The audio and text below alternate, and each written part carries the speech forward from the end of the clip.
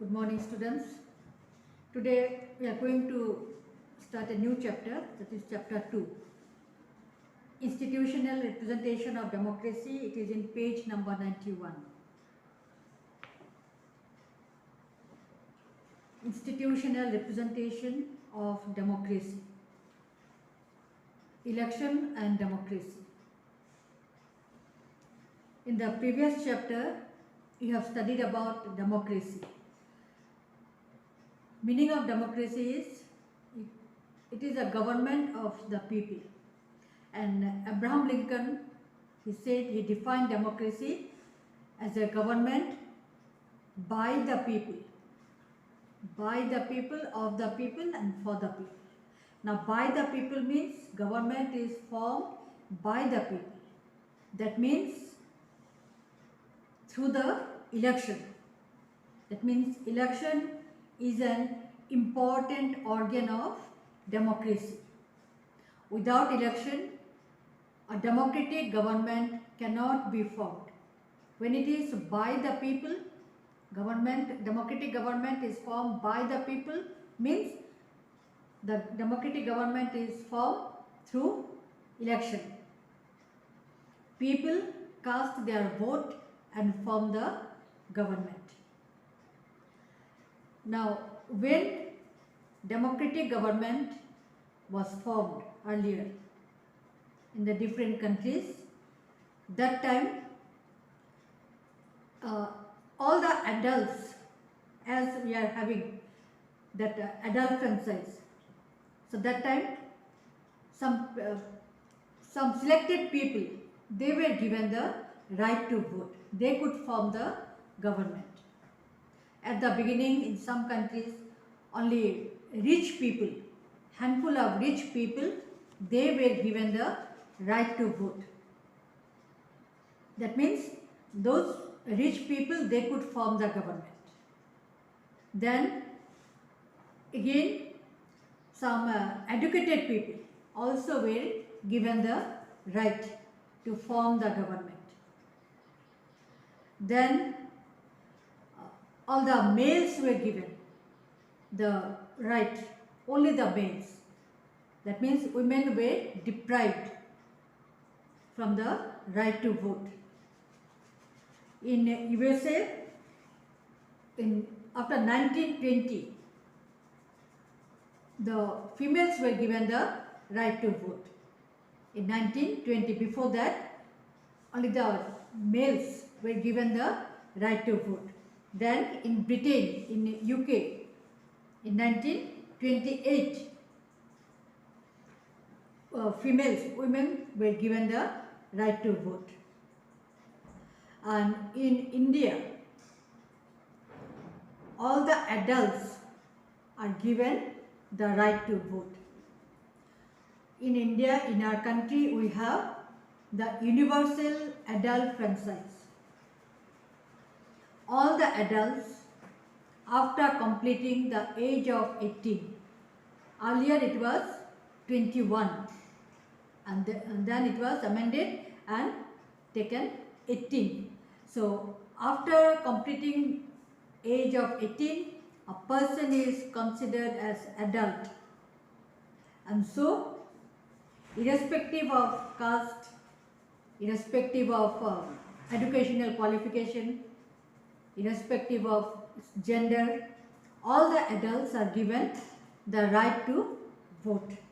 So this is called universal adult franchise. So in India, we have the system of universal adult franchise. Now election. As I said that election is an important organ of democracy. Through the election, representatives are elected and then they form the government. All the adults, they cast their vote and government is formed. An election is the contest between and among various parties. As we know that in democratic country there are different political parties. An election is conducted among these parties. Different parties are there, candidates are there, candidates belong to different parties, and that election is conducted, and that the party that gets the absolute majority, that party forms the government. Election is conducted in our country. Election is conducted after every 5 years. Periodically it is conducted. In our country, after every 5 years, election is conducted. Election is conducted to form the government at the center. Lok Sabha election. For the MPs. Election is conducted for the MPs as well as election is conducted for the MLAs. Recently in Assam we have conducted that election is over, government is formed, new government is formed, isn't it? So election is conducted recently. You must have seen your parents, your uncle, aunts or elders, those who have completed the age of 18, they went to cast their vote. So election, every adult, they have the right to vote. One person has only one vote, and each vote has only one value. Each vote has only one value. Each person has one vote and each vote has one value. Now election, as I said, election is conducted for the Lok Sabha, that is at the central level, and when the Lok Sabha election is conducted, the party that gets the absolute majority, from that party the government is formed at the center. Then election is conducted for the legislative assembly at the state level. In Assam recently the election is conducted for the legislative assembly, and then the party that gets the absolute majority, that party forms the government. Even in the election is conducted in the lower level, in the municipality board, in the corporation, here in town committee, and in the district council, because here we are having the autonomous state or autonomous council, so this is for council, district council also we have the election. So at the different level elections are conducted.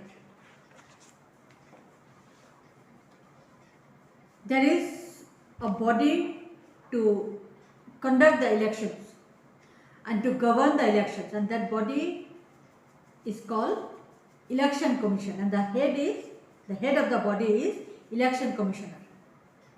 So this Election Commission, it prepares the voter list, and each voter is given the voter ID. We have the voter ID, isn't it? Your parents or your elders, those who have the voting right, each one of them has a voter ID where the name is there, photo ID, that is, photo is there. Now, people, they go and cast their vote. Each political party, each candidate belonging to different political parties, they submit their nomination. Then nomination papers are supervised, and then the date is given to withdraw the nomination. If anyone, any candidate likes to withdraw the nomination, a date is given, they can withdraw it, but after the date is over, then they can go for campaign. They can campaign, they can go to different places, villages or different areas of their constituencies or their localities.